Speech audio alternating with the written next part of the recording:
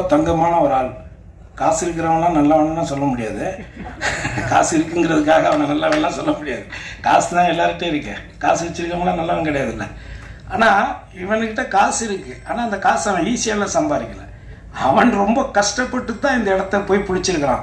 கவிஞர் தம்பி சினேகன் சொன்னது மாதிரி அவன் வந்து அந்த ஊரில் போய் நியூசிலாந்தில் போயிட்டு பார்லிமெண்ட் மெம்பர் ஆஃப் பார்லிமெண்ட் எலெக்ஷனில் தேர்ந்தெடுக்கிறான் ஒரு இந்தியனை. அதுவும் நம்ம ஆந்திராவுக்கு பக்கத்தில் இங்கே இருக்கிற நம்ம தமிழ்நாட்டுக்கு பக்கத்தில் இருக்கிறவனை தேர்ந்தெடுக்கிறாங்கிறதே அது நமக்கு ஒரு பெரிய வெற்றி தானே. ஸோ அதனால் அந்த இடத்துக்கு வர்றதுக்கு தம்பி ரொம்ப உழைச்சி தான் இந்த இடத்துக்கு வந்திருக்கான். ஆனால் வந்து ரொம்ப ரொம்ப ஒரு அப்பழுக்கற்ற ஒரு தாய்ப்பால் மாதிரி அவன். அவ்வளோதான், இதுக்கு மேலே அவனை பற்றி நம்ம சொல்ல வேண்டியது கிடையாது. அவன் ஒரு தாய்ப்பால் மாதிரி அவனுடைய குணம் எல்லாமே. அதனால் அப்படி ஒரு நல்லவன், ஒரு நல்ல படத்தை, ஒரு நல்ல உழைப்பாளிய, ஒரு ரொம்ப திறமையான பையன். அவன் எல்லாமே அவனே ஒத்துக்கிட்டான். ஷார்ட் டெம்பரு அது இதுன்னு சொல்லிட்டான். அது எல்லாமே பிடிவாதம் என்ன, கிரியேட்டர்ஸுக்கு இருக்கிறதானே. தான் நினைக்கிறத வந்து அவங்க கிடைக்கணும்னு நினைப்பாங்க. இப்போ என்னை பொறுத்த வரைக்கும் நான் நிறைய படம் நடிச்சிருக்கிறேன். சில படங்கள் எனக்கு பிடிக்கும், சில கதாபாத்திரங்கள் பிடிக்கும். 24 வருஷமாக இருக்கேன் நந்தாவில். லொடுக்கு பாண்டியன் நடித்ததுலேருந்து இன்னொரு வரைக்கும் ஒரு 24 வருஷம் நடிச்சுக்கிட்டு இருக்கேன். இடையில கொஞ்சம் ஒரு 6-7 வருஷம் நடிக்காமல் போயிட்டேன். ஆனால் இது வரைக்கும் நான் யார் ஆஃபீஸிலும் போயிட்டு எனக்கு நடிக்கிறதுக்கெல்லாம் வாய்ப்பெல்லாம் நான் கேட்டதே கிடையாது. ஏன்னா எப்போ நம்ம அந்த வேலையை செஞ்சிட்டோம்னா அதுக்கப்புறம் நம்ம நடிக்கவே முடியாது, நம்மளை யாரும் கூப்பிட மாட்டாங்க. சினிமாவில் மட்டும்தான் நடக்கும். நம்ம ஒரு காமெடியனாக இருப்போம், இல்லை ஒரு கேரக்டர் ஆர்டிஸ்டாக இருப்போம். நம்ம கூட உட்காந்து சரக்கு போட்டுக்கிட்டு இன்னொரு ஆர்டிஸ்ட்கிட்ட கேட்பாங்க டேட், நம்ம பக்கத்தில் உட்காந்துருப்போம். ரொம்ப வலிக்கும் அது. ஆனால் அதெல்லாம் நான் பார்த்துருக்கிறேன், நிறைய பார்த்துருக்கிறேன். அதெல்லாம் தேனப்பனே பண்ணுவான். என்ன அதில் என்ன இருக்குது? ஏன்னா தேனப்பனை வந்து இன்னைக்கு நேற்று எனக்கு அண்ணன் தான் அவர். இருந்தாலும் நாங்கள் கொஞ்சம் ரொம்ப நெருக்கம் 2 பேரும். ஏன்னா அதான் தயாரிப்பாளரே கொடுக்குறேன்னு சொன்னா கூட இந்த ஆளுக்கு எடுத்து விட்டுருவான். தயாரிப்பாளர் சரிப்பா நல்லா, அதாவது நான் சொல்றது ரொம்ப வருஷத்துக்கு முன்னாடி உங்களுக்கு தெரியும். நான் பாடகராக இருந்து ஒரு கானா பாடகர் அப்படிலாம் இருந்து தான் நான் கிராமிய பாடகராக இருந்து தான் வந்தேன். கே. சுரேகுமார் சார் ஒரு படம் நாட்டாமன்னு ஒரு படம் எடுத்தாங்க, உங்களுக்கு ஞாபகம் வரும். அதுல நாட்டாம பாதம் பட்டா நல்ல வெள்ளாம விளையும் அப்படின்னு ஒரு பாட்டு இருக்குல்ல, அந்த பாட்டு நான் தான் பாடினேன். சிற்பி சார் மியூசிக்கில் நான் தான் பாடினேன். அதுக்கு வந்து எனக்கு பாட வச்சுட்டு திருப்பி அவங்க கொஞ்சம் ஏதோ ஒரு இது கமர்ஷியல் ஏதோ ஒன்று சொல்லிட்டு அனுப்பிச்சிட்டாங்க. ஆனால் அந்த காசு பேட்டா கொடுக்குறது 100 ரூபாய் 150 ரூபாய் என்ன 200 ரூபா கொடுக்குறாரு. இவர் தான் அதுக்கு மேனேஜர். நான் தான் பாட்டு பாடல, நானும் வந்து உங்கள்கிட்ட வாய்ப்பு கேட்டேன். நீங்கள் தானே என்ன கூப்பிட்டீங்க, என் வாய்ஸ் நல்லா இருக்குன்னு. அப்போ 500 ரூபா குடியான்னு சொல்லி தான் சண்டை போட்டு வாங்கிட்டு போனேன் 500 ரூபா இவர்கிட்ட. ஸோ அதனால இந்த சினிமா உலகம்ங்கிறது இப்படித்தான். இங்கே வந்து அவ்வளோ ஈஸியாக யாருடைய திறமையை யாரும் இது பண்ணிக்கிறது இல்லை. என்னை பொறுத்தவரை என்னன்னா, ஒன்று வாய்ப்புகள் வரணும், வரலன்னா வாய்ப்புகளை உருவாக்கிக்கணும். நான் உருவாக்க தெரிஞ்சவன், ஏன்னா நான் என்ன அப்படித்தான் உருவாக்கிட்டேன். ஏன்னா இந்த விழாவில் இருக்கக்கூடிய இசையமைப்பாளர் ரகு இருக்கார்ல, நாங்கள் ரொம்ப க்ளோஸ் நண்பர்கள். ஒரே இடத்துல ஒரு வித்து போன இந்த இங்கிட்டு தான் வடப்பள்ளியில் அந்த பாளையக்காரத்தில் அந்த ஏரியா, அதான் உனக்கும் தெரியுமே.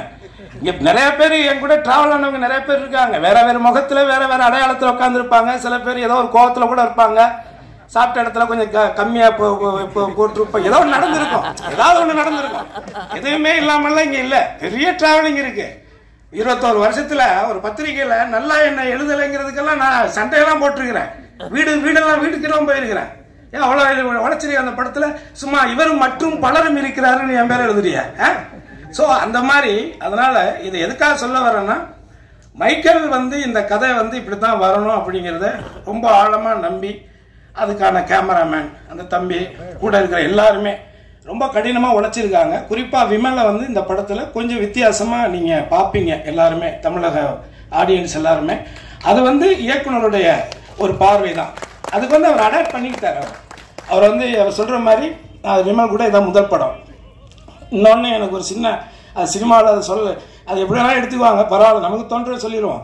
எனக்கு சினிமாவில் இது வரைக்கும் நான் நடித்ததில் மூணு எந்த ஹீரோ கூட நடித்தாலும் அந்த படம் ஏதோ ஒரு கவனிக்கக்கூடிய படமாக வரும். இது வரைக்கும் நடந்திருக்கு. எந்த படத்தினாலும் எடுத்துக்காங்க. நான் கடைசியாக நடித்த ஜிவி பிரகாஷ் கூட நடித்த படத்துலேருந்து அதெல்லாம் கூட நடித்த படம், யாரு கூட நான் மூணு நடிக்கிறேனோ அது வில்லல்ல அஜித் சார் கூட நடிச்சதா இருக்கட்டும், விஜய் கூட திருமலையில் நடிச்சதா இருக்கட்டும், இப்படி எந்த நடிகர்கள் கூட நான் மூணு போய் ஒர்க் பண்ணேன்னா அது எனக்கும் அந்த ப்ராஜெக்ட்டுக்கு ஒரு ஹெல்த்தியாக தான் அமைஞ்சிருக்கு இது வரைக்கும். இந்த படத்தில் நான் எதுக்கு சொல்ல வந்தேன்னா, நான் எந்த அலுவலகத்துக்கும் போயெல்லாம் எனக்கு வாய்ப்பு கொடுங்க நான் கேட்டதே கிடையாது. ஆனால் ஒரு கதை கேட்டுட்டு அந்த கேரக்டர் நான் நடிப்பேன்னு நான் அதுக்குள்ள நிறைய யோசிச்சு ஆசைப்பட்டுட்டு அந்த கதையை என் பையன்கிட்டையும் சொல்லி என் ஒய்ஃப்கிட்டையும் சொல்லி சூப்பரான ஒரு கேரக்டர் கிரேஸ் அது கிடைச்சதுன்னா ஒரு நடிகனா நம்ம செத்ததுக்கு அப்புறம் ஒரு 4 படம் காட்டுவாங்கல்ல, அதில் ஒரு படமா இது இருக்கும் கிரேஸ் அப்படின்னு நான் என் ஒய்ஃபுக்கிட்ட என் பையன்கிட்ட நான் சொன்னேன். ஆனால் திடீர்னு பார்த்தா அதில் நான் இல்லை, திடீர்னு இல்லைன்ட்டாங்க. ஒரு 1.5 வருஷம் ட்ராவல் பண்ணிட்டேன் நான். அந்த இதில் அந்த கொரோனாவில் அடிபட்டவன் தானே நானும். திண்டுக்கல்ல ஹோட்டல் ஆரம்பிச்சு அதில் 2 கோடி ரூபா போச்சு அந்த கொரோனா டயத்தில் தான். கொரோனாவில் இவன் மட்டும் பாதிக்கப்படலை, எல்லாருமே பாதிக்கப்பட்டான், உலகமே பாதிக்கப்பட்டுச்சு. ஆனால் அதில் எனக்கு ஒரு நல்ல நடந்துச்சு. அந்த கொரோனா டயத்தில் தான் இன்னைக்கு சிவகங்கையில் இருக்கிற தோட்டத்தை நான் உருவாக்குனேன். அங்கே தான் உட்காந்து அந்த கதையை தம்பிக்கிட்ட கேட்டேன். ஸோ அப்போது அந்த கதை திடீர்னு பார்த்தீங்கன்னா வேற ஒரு கம்பெனி, வேற ஒரு நடிகர் அப்படின்னு போயிடுச்சு. அப்போ என் பையன்கிட்ட மறுபடியும் சொன்னேன், என்னடா ஆசைப்பட்டோம் கிடைக்கல, பட் ஆனால் ஒரு கதையில் ஒரு கதாபாத்திரம் நம்ம தான் நடிக்கணும்னு விதி இருந்தால் அதை எவனாலையும் மாற்ற முடியாது. அது மட்டும் ஆணித்தரமான ஒரு உண்மை. அதே விஷயம்தான் இங்கே இப்போ நான் சொல்றது விஷயம் வேற இருந்தாலும் கூட கான்ஃபிடென்ட், நம்பிக்கை மட்டும்தான் வாழ்க்கை. ஏன்னா அது நம்ம மேலே நம்ம நம்பிக்கை வைக்கலன்னா அப்புறம் என்ன இருக்கு.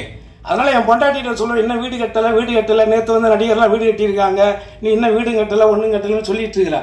ஆனால் அவர்கிட்ட நான் சொன்னேன், சாஸ்திரி பவன் கவர்னர் இருக்காருல, சாஸ்திரி பவன் கருணாசி மேல பட்டா மாறணும்னு விதி இருந்தா அது நடக்கும் கிரேஸ்.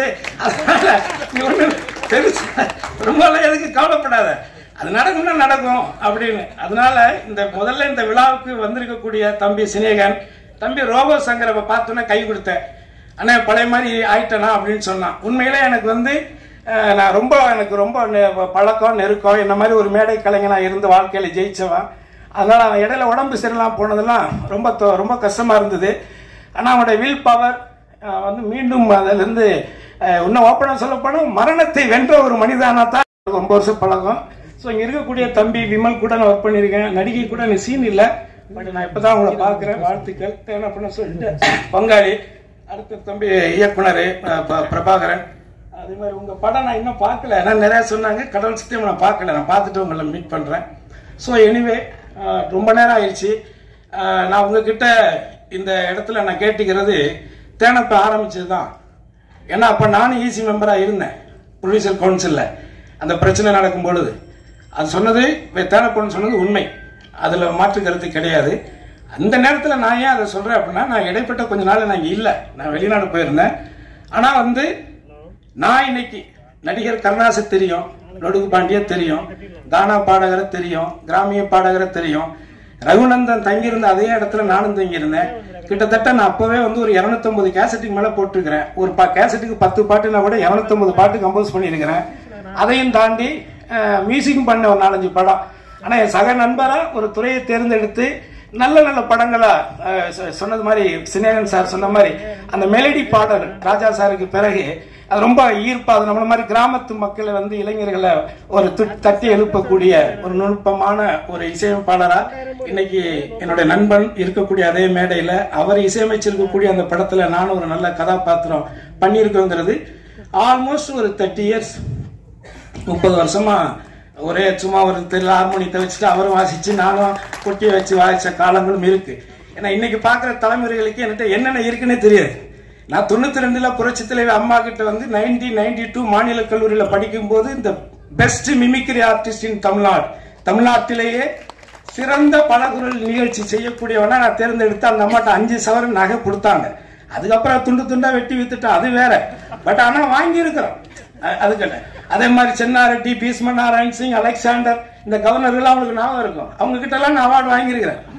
ஏன்னா பல திறமைகளை இங்க இந்த இடத்துக்கு சும்மா எல்லாம் இங்க உட்காரல, ஓசியில எல்லாம் நம்ம இந்த இடத்துக்கு வரல. அடுத்து ஒரு ஏஜுக்கு மேலேயும் உழைச்சிக்கிட்டே இருக்க முடியாதுல்ல.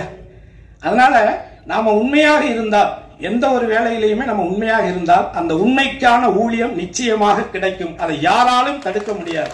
ஆக இந்த படத்துக்காக உண்மையா உழைச்சிருக்கக்கூடிய என்னுடைய தம்பி சிவா, அதே மாதிரி சுந்தர், அவன் ஆஸ்திரேலியாவில் இருக்கான், அவன் இங்க இருந்தான். அவனும் ஒரு அற்புதமான ஒரு பையன். நாங்க எல்லாருமே ஃப்ரெண்ட்ஸ். இப்ப இந்த கோவில் இருக்கான், என் தம்பி தான், மூத்தவன் தாம இன்னைக்கு திருநெல்வேலி போயிருக்கான். ஸோ நாங்க எல்லாரும் தான் இந்த படம் இங்க இருக்கக்கூடிய, அவர் எப்படி இயக்குனருடைய நண்பர்கள் எல்லாரும் சொல்றாங்களோ அவரை விட எனக்கு இங்க இருக்கிறவங்களும் நண்பர்கள், இங்க இருக்கக்கூடிய நீங்களே எனக்கு நண்பர்கள். ஏன்னா என்ன கிட்ட எந்த ஒளியும் முறையும் கிடையாதுங்கிறது உங்களுக்கு தெரியும். சில பேர் ஏதோ கதை சொல்லிக்கிட்டு இருக்கிறாங்க, அந்த கதைக்கு ஒரு முடிவுரை இருக்கு. அதையும் யாரும் இங்க அவளை ஈஸியெல்லாம் விட்டுட்டுலாம் போக மாட்டான். நான் ஒரு 30-40 வருஷம் உழைச்சி கஷ்டப்பட்டு நான் உண்டி எந்திரிச்சு உட்காந்துருவேன். எவனோ ஒருத்தர் ரூமுக்குள்ள ஒரு கேமரா வச்சுக்கிட்டு என்ன வேணாலும் பேசுவான்னா அதெல்லாம் வேடிக்கை பார்த்துட்டு போற பேப்பையெல்லாம் நான் கிடையாது. அதை நீங்க மனசுல வச்சுக்கோங்க. யாரா இருந்தாலும் சரி, அவங்களுக்கு புரிய வேண்டியவங்களுக்கு புரியும். அதனால எதுக்கு இங்க நம்ம அவனுடைய உழைப்பை உன்னுடைய வைத்த பழக்கிறதுக்காக இன்னொருத்தருடைய உழைப்பை நீ சுரண்டி சாப்பிட நினைக்கிறத விட ஒரு கேவலம் எதுவுமே கிடையாது.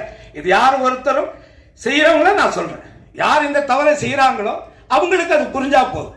ஆக இந்த 24 வருஷத்துல இந்த தமிழ் சினிமாவில் ஒரு பாடகராக இருந்த காலத்திலிருந்து ஆனந்த விகடன் பத்திரிகை உங்களுக்கு தெரியும். அந்த பத்திரிகையில நான் ஒரு பாப்பிசை பாடகனா இருக்கும் பொழுது ஆகஸ்ட் 15 அன்னைக்கு அட்டைப்படத்துல என் படத்தை போட்டாங்க. சும்மா இந்த இடத்துக்கு நான் வரல, அதுக்காக சொல்றேன். அதனால இங்க இருக்கக்கூடிய எல்லாருமே திறமையானவர்கள். இந்த திறமையாளர்கள் அத்தனை பேரும் சேர்ந்து ஒரு நல்ல படைப்பை உருவாக்கி இருக்காங்க. அதை உங்களுடைய பார்வைக்கு விரைவில் கொண்டுட்டு வருவாங்க. நீங்கள் பார்த்து உங்களுடைய கருத்துக்களை ஆணித்தரமாக இந்த உலகுக்கு உரைத்து மக்களை இந்த படத்தை பார்க்க திரும்பி பார்க்க வைக்க வேண்டிய வேலையை நீங்கள் செய்வீர்களே. ஆனால் மேலும் பல மைக்கேல்கள் உருவாகுவார்கள், மேலும் பல படங்களை சிவா எடுப்பான் என்பதை உறுதி கூறி உங்களை அத்தனை பேரையும் சந்தித்ததிலே பெருமை அடைந்து வாய்ப்புக்கு நன்றி கூறி விடைபெறுகிறேன். நன்றி, வணக்கம். நன்றி. வீடியோ உங்களுக்கு பிடிச்சிருந்தா லைக் பண்ணுங்க, கமெண்ட் பண்ணுங்க, ஷேர் பண்ணுங்க, மறக்காம சப்ஸ்கிரைப் பண்ணுங்க. பக்கத்துல இருக்க பெல் ஐகானை கிளிக் பண்ணுங்க. இந்த மாதிரி ஒரு சூப்பரான வீடியோவோட அடுத்து நான் உங்களை சந்திக்கிறேன். நன்றி, வணக்கம்.